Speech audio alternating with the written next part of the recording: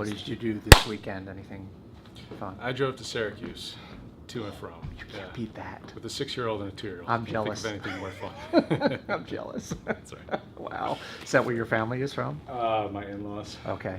Yeah. So Well, you it know was what real happens. duty. When you marry someone whose family doesn't live in the area, Yes. most of your vacations end up being where they live That's or right. where everybody else That's goes. right. Yeah, we were wearing sweatshirts as we were watching the fireworks. Oh my God. Sorry. Yeah. Get them to start renting houses in South Carolina for the family vacation. That would be a lot Right. more fun if you're going to drive. Right. Are you good? Yeah, maybe half an inch back. Back. Going to step back. Okay. That was a couple inches. Okay. So, John, can we have a correct spelling of your first and last name and title? I think we know your title is, but just if we do that. Sure. John, John, middle initial S, Stapleton, Stapleton. Okay. Before we get to the Whitewood case itself, tell me just a little bit, well, not a little bit, but some, about your background and how you came to the law firm and what you specialize in or what you usually do. Sure. Well, connection that I share with a lot of the other attorneys here is I went to the University of Pennsylvania Law School. Graduated more years ago than I care to remember at the moment. I've been at the firm for about 9 years. Prior to that, I clerked for a federal judge in Los Angeles, and I'd also worked for a large Manhattan law firm. Okay. Where are you from this area originally, or where are you from originally? Central Jersey. Central. So between Philly and New York, and eventually chose Philadelphia. Okay. No divided loyalties anymore then, right? Nothing divided, no. Okay. So, the Whitewood case, what did it mean? What does it mean to you? And did it have a lot of significance in the beginning for you, or was it just, well, this will be an interesting case, we'll see where it goes, and then did it get somewhat more involving and emotional as you went? Or just tell me how it evolved for you.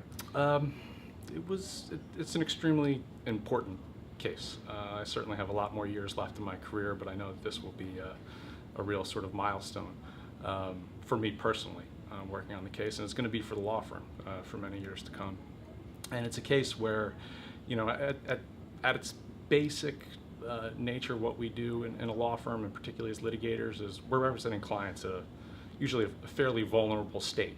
Even for businesses, sometimes they feel like they have their back against the wall, it's about the company kind of situation, and so they're feeling vulnerable. They need somebody to come in, communicate up on their behalf, to really understand them as a business, them as a people. And what you're dealing with our clients in the Whitewood case is we're talking about marriage, and it's hard to think of a more personal, more vulnerable point in somebody's life than deciding on who they're going to live with, who they're going to spend the rest of their life with, who they love. And we're defending these people's constitutional rights and the fundamental right to marry. And so it really brings everything that we do as a law firm into really sharp focus. Did it start more as kind of an intellectual challenge, and then did it become more emotionally involving, or was it a combination of both at the beginning or all the way through? Yeah, well, you know, they preach for lawyers, you have to have a level of detachment. You're not supposed to get emotionally involved. I can't say that we always succeed at that. So certainly, the hugs along the way from the clients really meant a lot, and certainly the day that we won on May 20th was an amazing relief, I think, for everybody. But I have to say that something that really I always remember about the case is the day that we launched the lawsuit on July 9th, 2013 in Harrisburg. And at that moment, it felt like for our clients that they finally had somebody who was speaking on their behalf. These are folks who've been at the margins of society, their entire lives. They've been told that you're not good enough for this right, you're not equal in this respect. And on that day, they stood up in Harrisburg, and chins were held high, and they had people standing with them, including myself. And it really felt like for them that day, or for us, for that day, we really helped bring them into the fold in society. And May 20th was the culmination of all of that, but it really began on July 9th. And this case was a lot of work. Tell me Yes. about that. It was a lot of work. When we really approached this case the same way we approach any cases for all of our clients, paying clients, pro bono clients, we went out and we decided we wanted to attack it from every angle possible. So we found the best experts. We had experts all over the country, and in fact experts from internationally as well, really dealing with all sorts of different issues that come into play in these marriage equality cases. And we always felt like we could win on the law itself. We could come in and we could bring a single motion and we could win in that way. But what we wanted to do was put together a trial record, put together a full record, and not just for the courts, but really for the public as well. So we had 23 plaintiffs who were just represented every bit of Pennsylvania that you could imagine. We had professional diversity, we had racial ethnic diversity, we had religious diversity, socioeconomic diversity, because these were people who really represented everything about Pennsylvania. So certainly there was a lot of work getting to know all of them. There was a lot of work defending their depositions. The state took depositions of every single adult plaintiff, really just attacking the case in discovery, and ultimately we decided to file a motion for summary judgment rather than taking the case to trial, because we could get that relief for them a little bit sooner. But certainly there was a lot of work to be done to get to that point.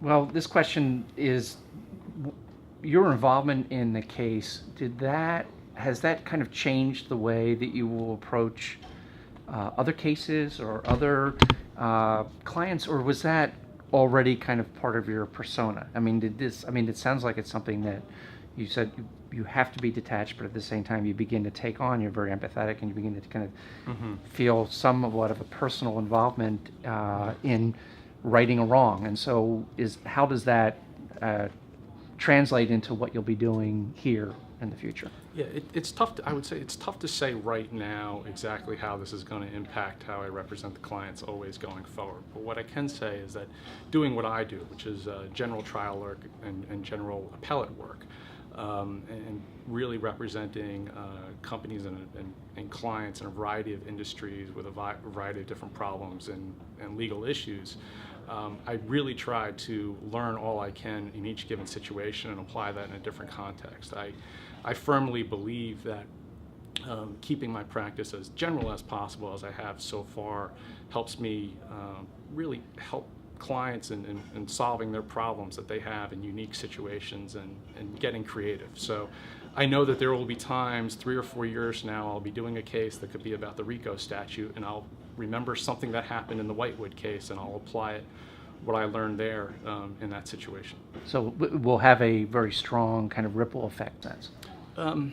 If I could, can I flip the question Yes, a go little right bit? ahead, I would yes. say the question is really, how does the work that we do on a daily basis help inform what we do for pro bono clients? And something that's really important when you take on a pro bono case, you're not just doing something for free. That doesn't mean you give the effort that's commensurate with a $0 invoice. You give the same effort as if these clients were paying your full freight bills.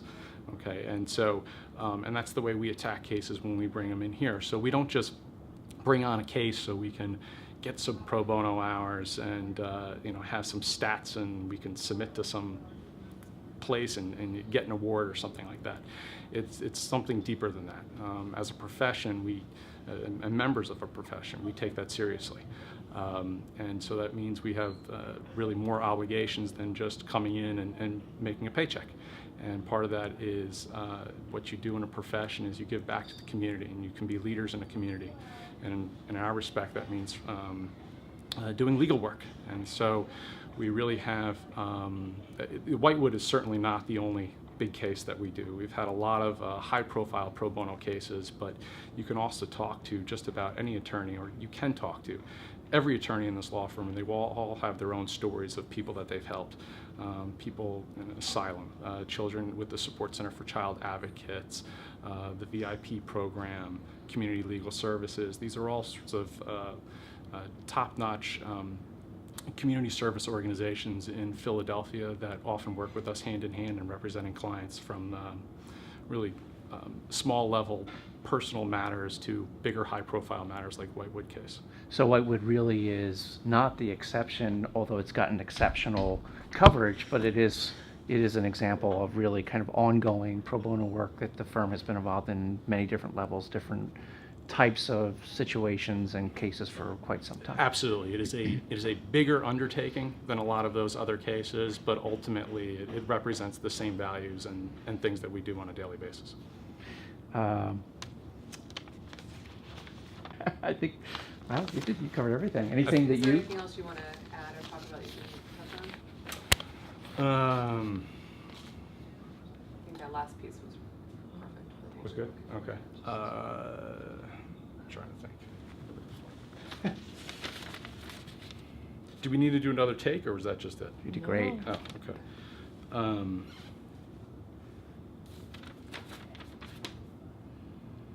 What does the Whitewood case mean working on you?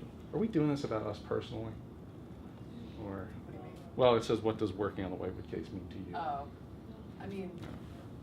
Well, I think Maybe it you says answered that when you said there's a lot of mementos on your desk you've been looking at. It will inform how Yeah. you do other cases, that even though you're detached, you also, in this case, Right. You want me to talk Yeah. about my grandfather's hammer, or no? yes, that whatever that is, that sounds good. You like that? Yes, Okay. your grandfather's hammer. Oh, sorry. Okay. Sure. Okay. And what, you'll just like cut this stuff, Mhm. right? Intersperse it. So you want me to just describe it? Yes, please. So sitting on the back of my desk is an old wooden hammer, and it says John S. Stapleton, Esquire, Hammer Out Justice, and it's something my father gave to me on the day I graduated from law school, and it's my grandfather's hammer. He was a carpenter, and every day in the Whitewood case, and I've done this over the years that I've been litigating, but particularly with the Whitewood case, I would look at that hammer every day, and it gave me something to really kept me grounded in the case and what it's all about, what being a law firm, what being a lawyer is really all about. And go ahead. Well, I was going to say, is your father still alive? My father is, yeah, my grandfather's not. I never met my grandfather, and it was his hammer. But it's something I looked at, and Sorry, we have some Hi. person who just Hi. wandered Paul. through the back. nice to meet Nice you, to see John you. Stapleton. Okay, good. So now I So- understand that. So, You want me to just tell it again? well, I'm gonna. So I'll Okay. I'll make it easier to elicit. Sure. So, you have a talisman. You have something in your office that you use that is something very personal and that motivates you and informs what you do, particularly in this case, but probably with everything that you do here. Yes, I have on the back of my desk, I have a wooden plaque, and on it is an old wooden hammer. It was my grandfather's hammer, and I never got the chance to meet him. He passed away before I was born, and my father put it on the plaque and gave it to me as a gift for graduating from law school. And inscribed on the bottom, it says "Hammer Out Justice." And so every day with the Whitewood case, I'd really look at that and kind of put me in touch with my own roots, why I became a lawyer. And certainly my grandfather grew up in different political times, but I look at it and I think he must be proud of what we're doing here. Did you, when you got the decision, the summary judgment, the big day, did you talk to your father? And what did you say? Or with around that time, what was that conversation? Yeah, I mean, it's not every day that you're on the videos on CNN, so certainly I was telling my folks about that, but they were very proud and very pleased. And like I said, they certainly grew up in different times, but that's been one of the real joys of working on the case. Speaking to family members, talking to other people. I have stories about being on flights and airplanes and just simply talking to people who, at least as far as they're concerned, they don't seem to know any lesbian or gay couples, so they don't really understand the issues. And just bringing people around to understanding what the case is all about. And then it's more than litigation. It's basic human dignity, and everyone can get behind that. Well, you would say it's a fundamental human right to marry who you want to marry, right? That's one of the most... Absolutely. It's a fundamental right protected by our Constitution, and we're glad that Judge Jones found exactly that. Perfect summation. Great. All right. Thank you very much. Now, don't move yet, because we got to decouple you. Your tenure here at the firm. Okay. Whenever you're ready. Okay, I'm Rebecca Melly. Oh, look I'm at me. looking at you. Just look at me like you're talking to me, not the camera. Okay. I'm Rebecca Melly. I'm an associate here at Hangley Yarnchick, and I've been here since the fall of 2008. What does your work on the Whitewood case mean to you? It's really meaningful to me because I think it was a chance to make a big difference in the lives of not just our clients, but people across Pennsylvania, and be part of a movement across the entire country that affected individuals, families, their children, and did a lot of good. What was the feeling that you got personally when you when you heard that what the judge had decided? I was really happy. I was married not too long before that happened, just a couple of years, so that was fresh in my mind, and the fact that then, so many other people who had been looking forward to it for such a long time could feel like they were really completely accepted in that aspect of their lives, that the state recognized them, that the people in their neighborhoods were going to look at them as, families just like them. That was so important, and it was so exciting. And the fact that it happened quickly was so exciting as well. So how has your work on this case shaped you as a lawyer as a result? I think my work on this case has shaped me as a lawyer in that, we can really push things forward. A lot of what we did on this case, there was a lot of strategic thinking that went into how we shaped this case, and that applies to work in this context, the civil rights context, work in business context, doing the best work we possibly can for all of our clients, thinking 3 steps ahead, thinking when we're putting the case together about how it's going to come across, not just to the parties, but to the judge, to other people who have an interest in it, and recognizing that we're not doing our work in a vacuum. That's a good answer. This was pro bono, obviously. How does this affect how you approach other clients? So I think the same principles apply. The firm has a real dedication to pro bono work, and we take it very seriously. And once a case comes in the door, we treat it just like any other case. Biggest paying client, individual paying client, pro bono client. It's all about how we can do the best for our clients and how we can do the best work for the cause that we're pursuing. In the pro bono case, it's often there's a cause as well as the clients, and that was certainly true in this case. We were, of course, working for our clients, but the bigger picture was marriage equality in Pennsylvania and marriage equality across the state. So it's always just doing the best we can to succeed, and in this case, we did that. Now, how do you think that work on this case and the result of the work on this case is going to affect the cases that are underway right now and perhaps some of the laws?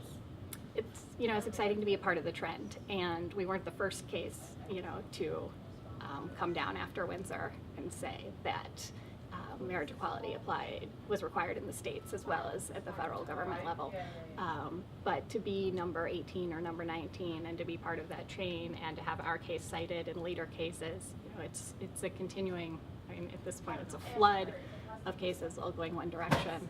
At this point there's at least one appellate court opinion agreeing in the 10th Circuit, and so it's a buildup that's moving across the country, and at some point hopefully all 50 states will be there. That's it? Sure. Unless there's any, is there any other impression that you had? Do you remember the exact feeling that you had? Like what went through your mind? Or you're just thinking, oh my gosh. When the opinion came down? Well, we had set up a laptop at the table at the ACLU. A bunch of us had gone down to the ACLU, and we had decided, somebody needed to be there to make sure that we saw the opinion as soon as it came through. And the website, the court's website wasn't working. It was all backed up because so many people were trying to stay on top of it. And somehow I found myself being the one sitting in front of the laptop, monitoring the laptop. So I was the one who was saying, it's in, and everybody was gathering around. We have to do that question. Yeah. Sorry, Come I on, turned it's okay. around. No, it was because she was sticking in even at the beginning of the question. and talking. So Yeah. So you're at the ACLU. You have a laptop in front of you. That's so. right. We're waiting for the opinion. We know it's coming down. We know it's coming down sometime after 2 o'clock. 2 o'clock is passing, and all of a sudden, there it is. And I'm going, is this it? This must be it. Let's get it open as soon as possible. A few of our clients were there. There was some media there. There were a bunch of ACLU supporters there, in addition to the lawyers on the case. And so, to have people gather around and I was actually, I was reading from the opinion to everybody so that everybody would get the news at the same time. And so that it was a big moment to be the one to bring the news. I guess that was really exciting. That's amazing. That capped it off. What was there anything throughout? I mean, I'm sure there were so many emotions that when that you felt all through working on the case. Is there was there anything that like really, really touched you where you said, yes, we have to do this, not just for the overall, but for the individual clients that you were working with? Sure. I mean, I think some of the best moments were in getting ready for our clients' depositions and then defending their depositions when we were spending real one-on-one time with, or two-on-two usually time with couples, preparing them and, not wanting to over-prepare them. They know about their lives, they know about how meaningful marriage is to them, but talking to them so they'll be prepared to talk to the lawyers on the other side about these things, and just hearing stories that, really run the gamut from relatively small situations all the way up to, trouble visiting somebody in a hospital, but just hearing snippets from people's lives and, being trusted with those snippets from people's lives.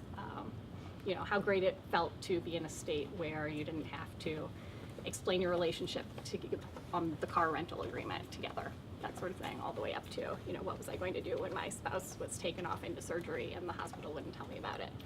Do you mind if we do that part again, just from, if you just take it from, after she moves away, if you would just take it from how great it was to hear snippets from, and then just cite a couple of examples of what they Okay. went through.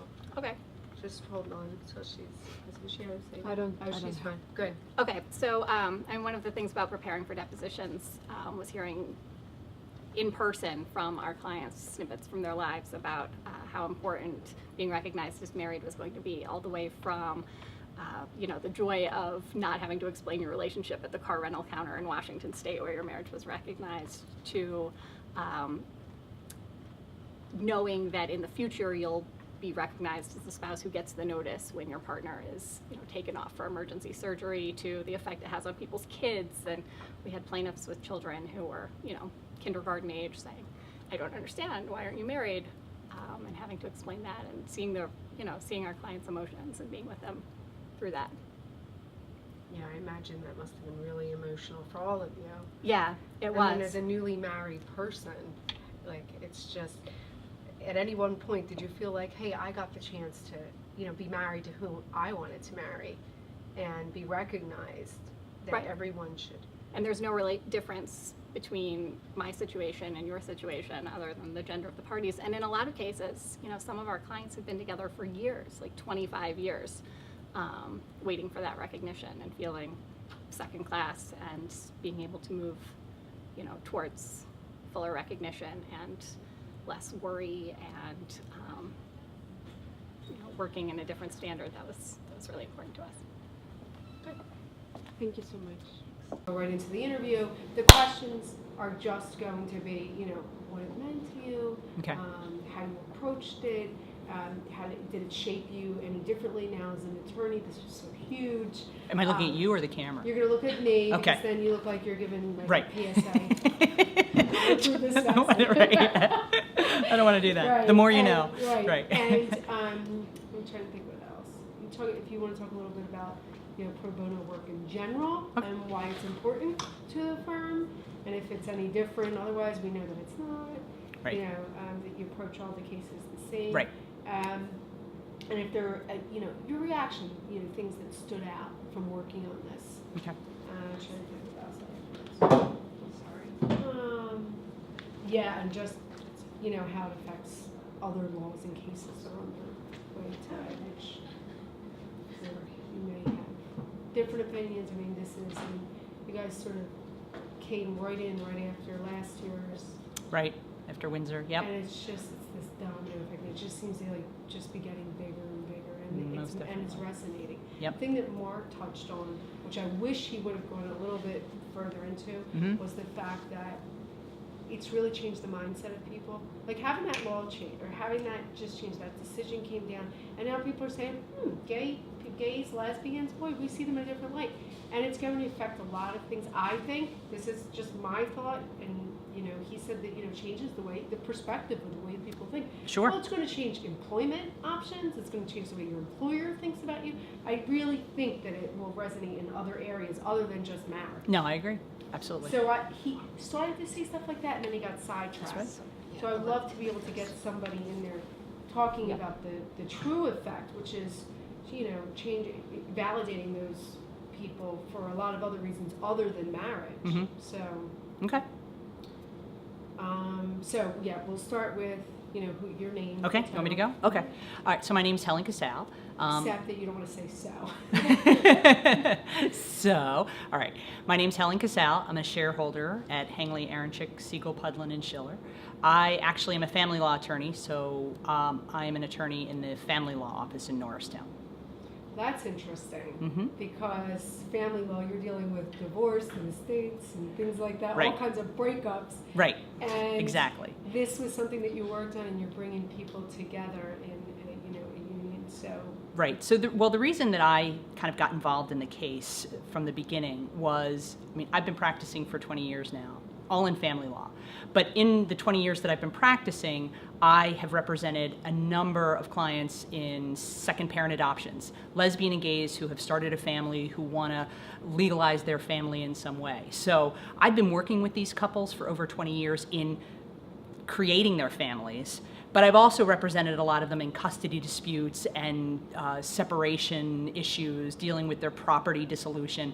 So I've kind of seen it from both ends, and I've also I've seen the ways that gays and lesbians have been impacted as a result of not having same-sex marriage. So I was kind of on the forefront with that in seeing that it's really a problem for them in not having a mechanism here to dissolve their relationships, but also them not being allowed to get married complicates the way that they are able to form their family, for example. So that's kind of why I got involved in the case from the beginning. that's really amazing. That's a good point. If they don't have a construct of laws by which they're living by anyway, Right. how do you dissolve or even abide by those laws? No, and oftentimes we had, over the last couple of years, since there's been same-sex marriage in other jurisdictions, what we found is that there are a lot of people who live in Pennsylvania who go elsewhere to get married. A lot of people do, right? They go to New Jersey, or they go to Massachusetts, or they go to some destination wedding to get married. So it's not uncommon. But what these couples wouldn't realize is that they would come back to their home state, live in Pennsylvania, and their marriage wouldn't be recognized. Oftentimes, people would break up, they would have to dissolve that relationship, and they would be calling me and saying, well, I went with my girlfriend and we got married 4 years ago in Massachusetts, and now I want to get divorced. And I would have to tell them, there's no way that I can divorce you. There is no mechanism here in Pennsylvania, and you can't go back to Massachusetts to get divorced because you don't have jurisdiction there to get divorced. So they would be what we call wedlocked here in Pennsylvania. So that's a lot of what it is that I saw. But more importantly, what I saw was the obstacles that these individuals had to overcome to form their families and to kind of solidify their legal rights. They would have to do a lot of estate planning. They would have to go through a second parent adoption, which is a very long and drawn out process, and it's expensive. So I was kind of involved in that way, and I knew what the importance was for these individuals to have their marriage recognized, to kind of ease their life in some way. Wow, that's huge. So when you think about it, so that's really affected your practice. Oh, most definitely. Most Can definitely. you talk a little bit about that? I mean, Yeah. have, but can you really talk specifically to your practice? This means a lot. It does. It means a lot for my practice and other family law practitioners across the state, quite frankly. And because I was involved from the very beginning, I've gotten a lot of calls from other family law practitioners saying, what does this mean now for these people who were calling me years ago and couldn't get divorced? Is this something that I need to explain to them and at least make sure that they understand what's happening? But more importantly, from my perspective, I'm now able to answer these questions for these clients. In other words, if they're starting if they want to begin to raise a family, what is it that they need to know? Do they still have to go through the adoption process? The answer is yes, they do, but it's a very different context now. And what is it that they need to do to protect themselves going forward? There are sort of the answers to the questions that I haven't had for years. I finally have the answers to those questions for them, which is remarkable. It really is. So how did it affect you personally? Was it frustrating? Well, definitely a lowering of the frustration, because I speak across the state on these issues, and I have been for years, and oftentimes I would get up and I would say, we probably have more questions than answers for you. And as attorneys, we have to think outside the box as to how we help these people. I now finally have some of those answers and some direction. There's a guideline for these individuals as to what it is that they need to do to protect themselves, whereas they didn't have those guidelines before.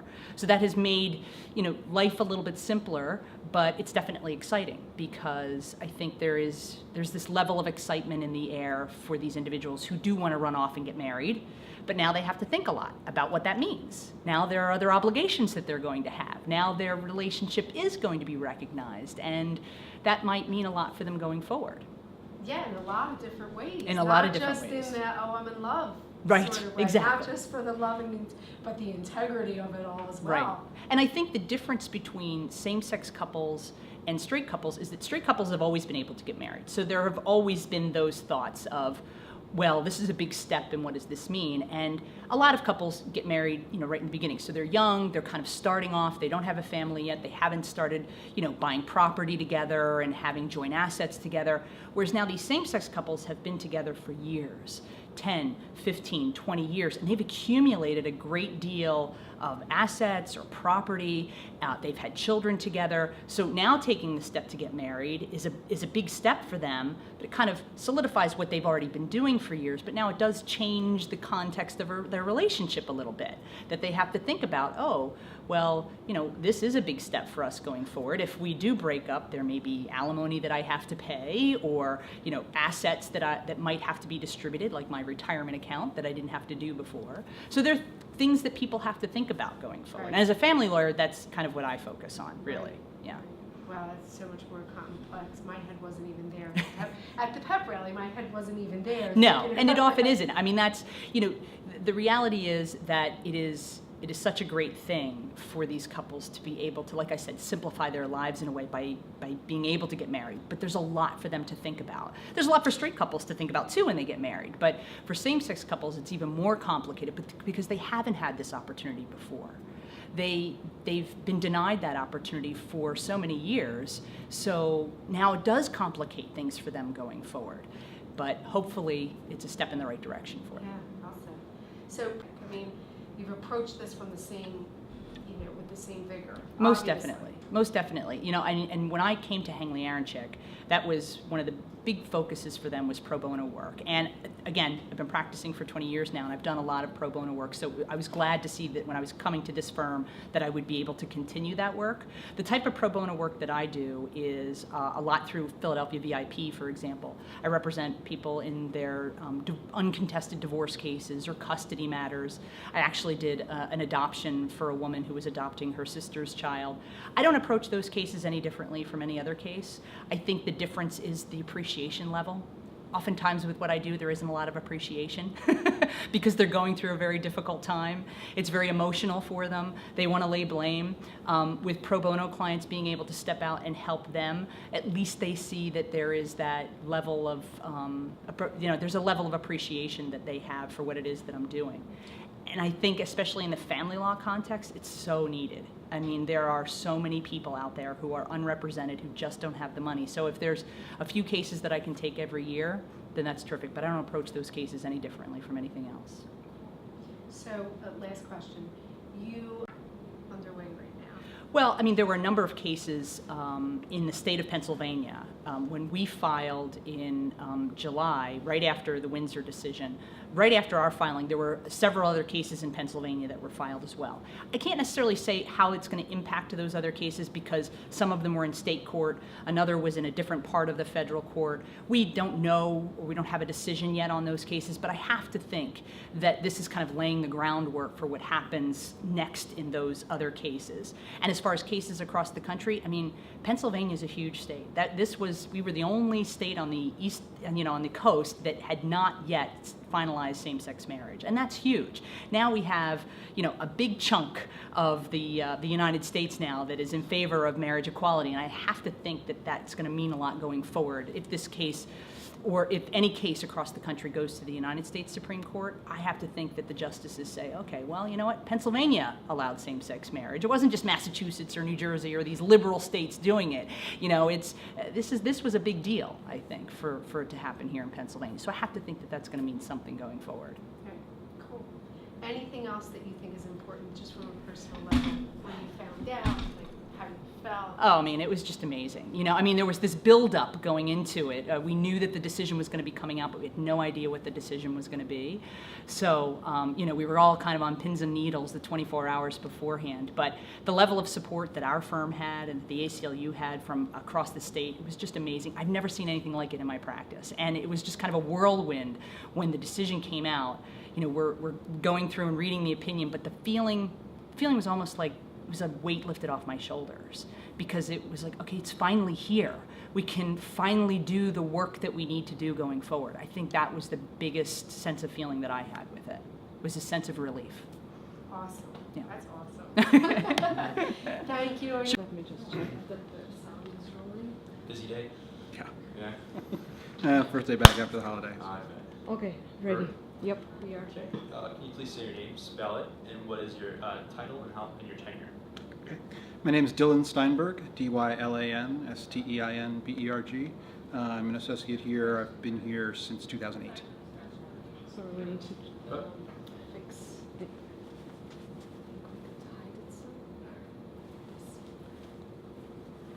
But that worked.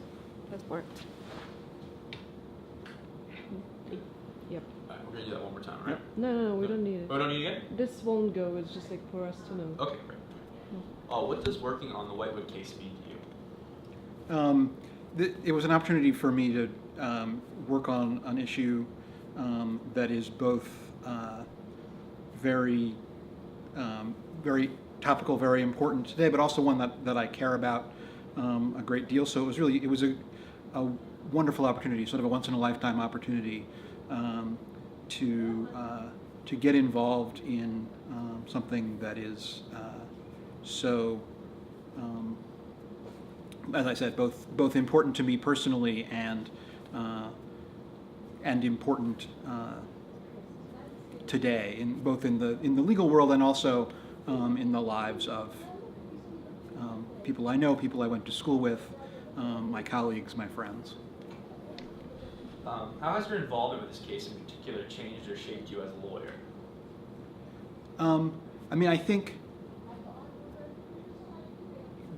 everyone who goes to law school sort of dreams of someday having the opportunity to work on a big case in an area that is important in whatever area, and this was, you know, certainly one of those opportunities. It was an opportunity to deal with a case that was getting a lot of public attention, to deal with the media, to deal with you know, sort of a lot of our practice is focused on more private disputes, and this was an opportunity to work on a very public dispute, a very high profile dispute, and to work with a larger team than we typically work with here, and a team with a very wide variety of backgrounds. And since Pennsylvania was like one of the last northeastern coastal states to pass this, how do you think it'll affect change throughout the country?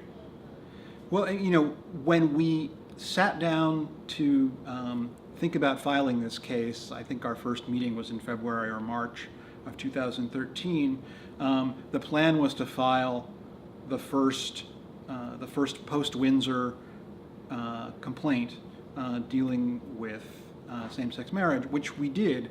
I don't think it occurred to us that we would get the 19th decision after Windsor. You know, things changed so quickly, and I think this case and all of the other cases have developed such a momentum around this issue. You know, it's really quite remarkable. There have been 19, I guess now 20 decisions since Windsor. All of them have come out in the same way, and so you know, we are part of that that tidal wave, if you will, that is really sort of, I think, made very clear which direction the momentum is moving on this issue.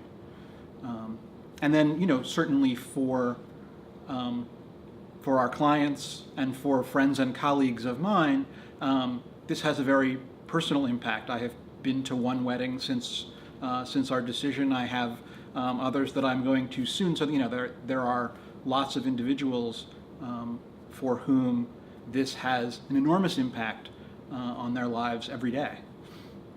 Okay. How does your, obviously, you guys are known for your pro bono. How does your pro bono work for the firm in general, frame how you approach other client matters? I think pro bono work, in a lot of ways, reminds me of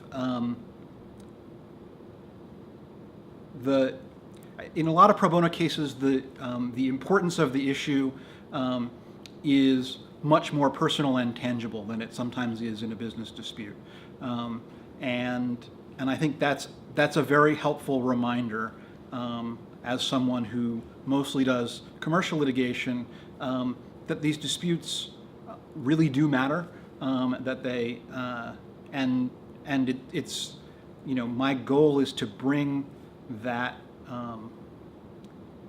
that sense of the importance of the matter back from my pro bono cases where that importance is very tangible and is very obvious, into the commercial disputes where the issue is no less important to my clients. It's just sometimes a little harder to see that day to day. So that my hope is to be able to bring some of that back into my other work with my clients. Also, it's energizing to work on a case like this. It's energizing to work on something so important and that has such an impact on people's lives, and that has sort of helped to reinvigorate me in my practice in general. Just that I feel more awake, more active, having had the chance to work on this. Do you think there's anything we should? Did we speak about like the personal meaning? Yeah, we did. Mhm. Yeah, we did. Yeah, I think that's it. Okay. Thank you so